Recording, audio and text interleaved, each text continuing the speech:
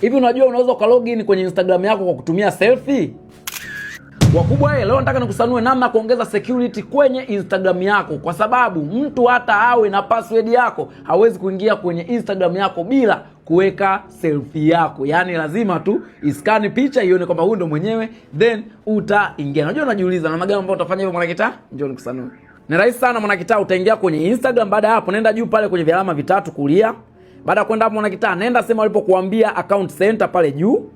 Baada ya hapo nenda katafute password and security hapa.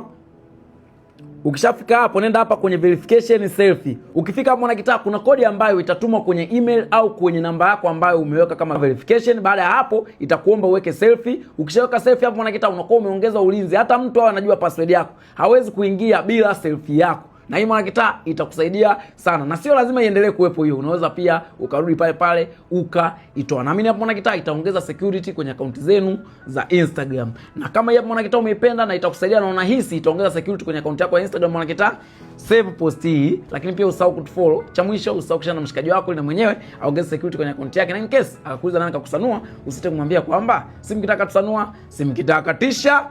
No.